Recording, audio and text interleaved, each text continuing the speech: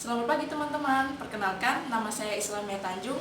Dalam hal video ini saya akan menjelaskan tentang teknik penyusunan peraturan perundang-undangan.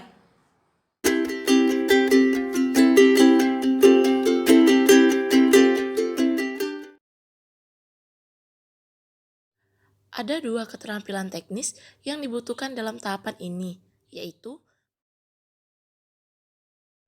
untuk memudahkan pihak yang dituju memahami logika rancangan peraturan perundang-undangan, perancang harus memperhatikan beberapa prinsip.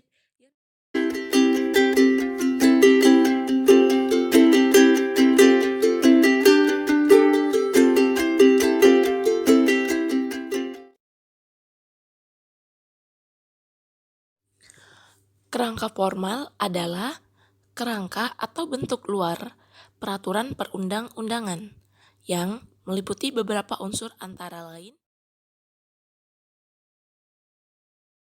judul. Suatu peraturan perundang-undangan merupakan kalimat yang menyatakan gambaran pokok substansi peraturan.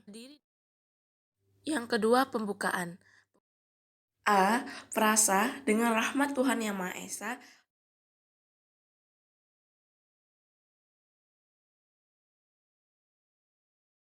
C. Dasar hukum, mengingat. C.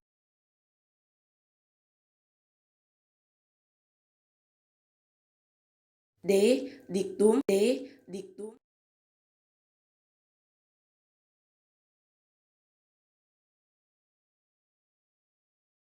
Yang ketiga, batang tubuh.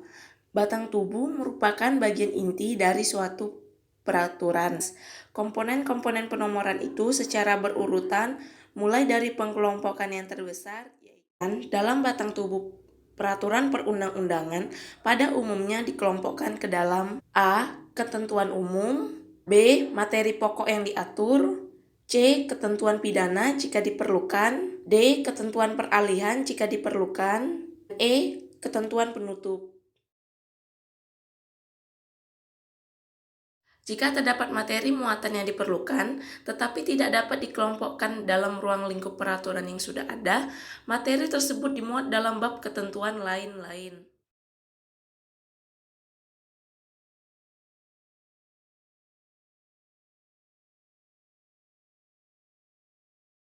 Dasar itu, untuk menyusun definisi yang baik, perlu memperhatikan beberapa tips berikut ini. Yang pertama, hindari definisi yang bertentangan dengan pemahaman umum. Pendefinisian harus sesuai dengan pemahaman umum yang benar. Yang kedua, jangan menggunakan kata adalah dan termasuk secara bersamaan. Yang ketiga, hindari definisi yang menggunakan acuan lain. Dasar itu, untuk menyusun definisi yang baik, perlu memperhatikan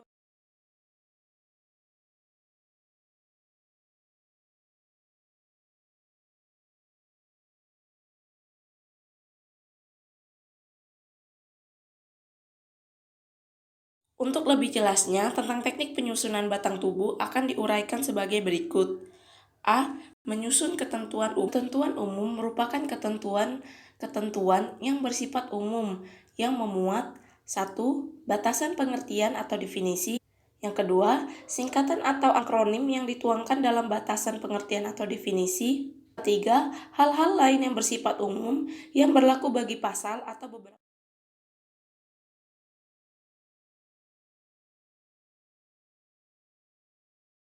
Menyusun materi pokok yang diatur. Materi pokok adalah kelompok ketentuan utama yang memuat rumusan materi yang berisi perintah, larangan, atau kebolehan yang diatur dalam peraturan perundang-undangan yang dituangkan dalam rumusan pasal per pasal.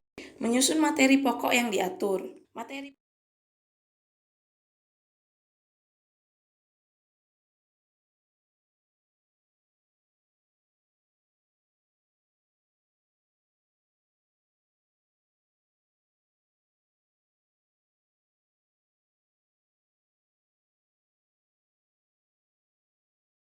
Yang C. Menyusun ketentuan pidana. Ketentuan pidana adalah rumusan yang menyatakan penjatuhan pidana atas pelanggaran terhadap suatu ketentuan yang berisi norma larangan atau norma perintah. Ketentuan sanksi pidana hanya boleh diatur dalam undang-undang dan peraturan daerah.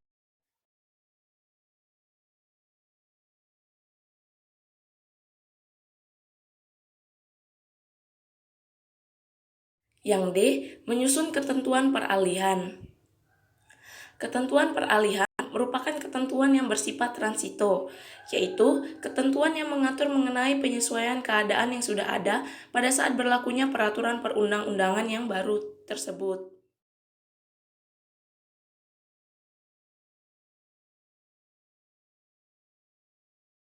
E. Menyusun ketentuan penutup. Ketentuan penutup merupakan bagian akhir dalam suatu peraturan perundang-undangan yang isinya memuat ketentuan-ketentuan antara lain 1. Penunjukan organ atau alat kelengkapan yang diikutsertakan dalam pelaksanaan peraturan perundang-undangan tersebut. Yang kedua, nama singkat peraturan perundang-undangan. Yang ketiga, ketentuan tentang pengaruh peraturan perundang-undangan yang baru terhadap peraturan perundang-undangan yang lain.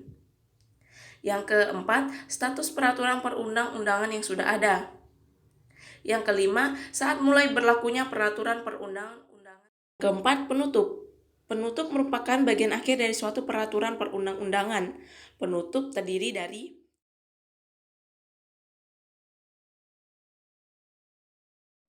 yang kelima, penjelasan.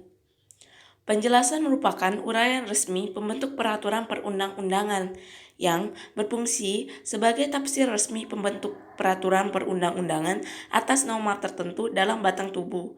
Oleh karena itu, yang keenam, lampiran. Suatu peraturan perundang-undangan yang baru dibentuk terkadang memerlukan sebuah lampiran.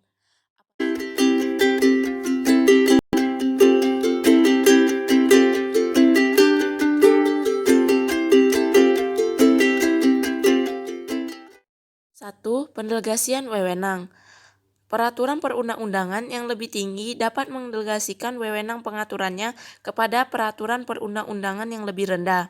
Pendelegasian wewenang juga dapat dilakukan oleh peraturan perundang-undangan kepada peraturan perundang-undangan lain yang sederajat.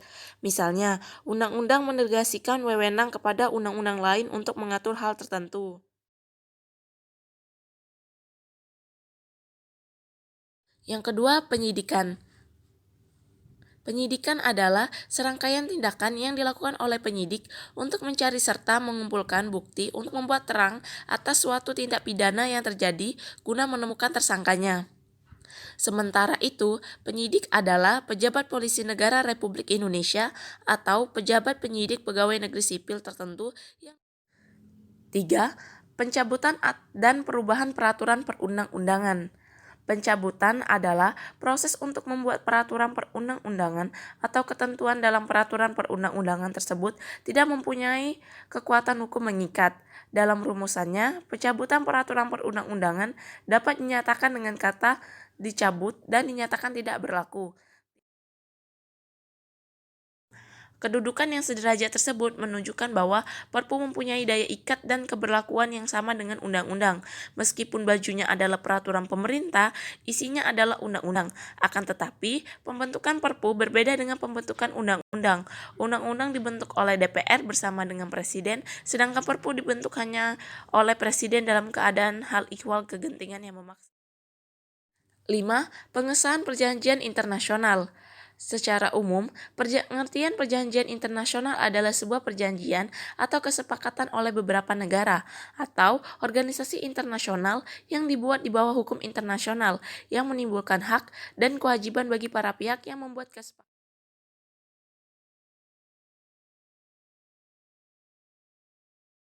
Video saya dan sampai jumpa.